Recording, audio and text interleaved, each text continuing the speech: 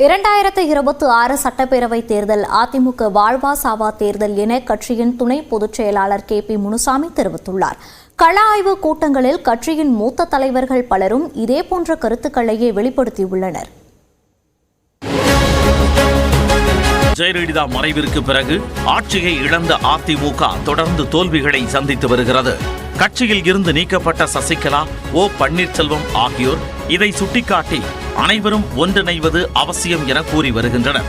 ஆனால் ஒன்றிணைப்பு சாத்தியமில்லை என திட்டவட்டமாக மறுத்துவிட்ட கட்சியின் பொதுச் செயலாளர் எடப்பாடி பழனிசாமி 2026 ஆண்டு தேர்தலில் கட்சியை வெற்றி பாதைக்கு திருப்ப வேண்டிய கட்டாயத்தில் உள்ளார்.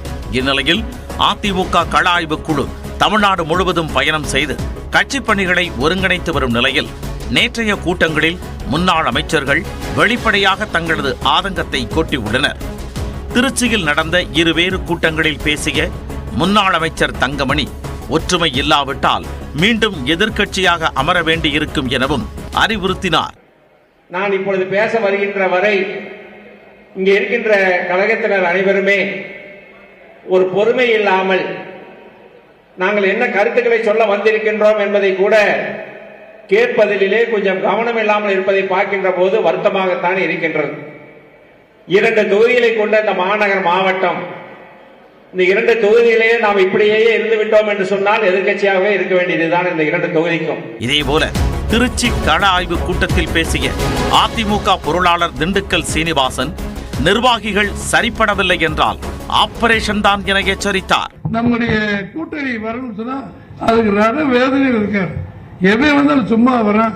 220 சீட்டு கொடுங்க, ஒரு 50 கோடி கையில கொடுத்துருங்க, 100 கோடி கொடுங்க, வேலையை 7 நெல்லு அரிசி விற்கிற மாதிரி பேசுறாங்க. ஏன் தலைவரா கொஞ்சம் ரூபாயை குறைச்சிக்கிட்டா என்ன, இதை வச்சுதான் நாங்க பிசினஸே நடத்தணும் அப்படி இப்படி ஓடிக்கிட்டு இருக்காரு. அந்த கொடுமையில இப்ப எடப்பாடியார் மாட்டிக்கிட்டு இருக்காரு. இதே போல அரியலூரில் நடந்த கள ஆய்வு கூட்டத்தில் பேசிய அதிமுக துணை பொதுச் செயலாளர் KP முனுசாமி, 2026 ஆண்டு தேர்தல் அதிமுகவுக்கு வாழ்வா சாவா தேர்தல் என குறிப்பிட்டார். 2026 தேர்தல் நம்ம வாழ்வா சாவா. 2026 நாம் வெற்றி பெற்றால்தான் நமக்கு எதிர்காலம். நாம் இந்த வெற்றி வாய்ப்பு இழந்தோம்னா முன்னெல்லாம் இல்ல. காங்கிரஸ் திமுகவும் இருந்த போது 2 கட்சி நாம ஜெயிச்சோம், காங்கிரஸ் வெளியே போயிட்டாங்க. நமக்கு திமுக போயிட்டு காங்கிரஸ் காணாம போடுது. 2 கட்சி இருந்த மாதிரி 4 கட்சி வந்தது. 4 கட்சி வரும்போது நாம் உஷாரா இருந்தா இதை வெற்றி வாய்ப்பு கொடுக்கணும்னா அந்த உதிரி கட்சிகள் மேல் வரது வாய்ப்பு வரும். நிறைய பேர் வந்து சோக்கா ட்ரெஸ் போட்டு வந்து உட்காந்து போடுறது நல்லா இருக்க. இந்த சோக்கா ட்ரெஸ் போட்டு போறதுக்கு கூட 26 ஜெயிச்சாதான் இந்த சோக்கா ட்ரெஸ் போட்டு நம்மளால போக முடியும்.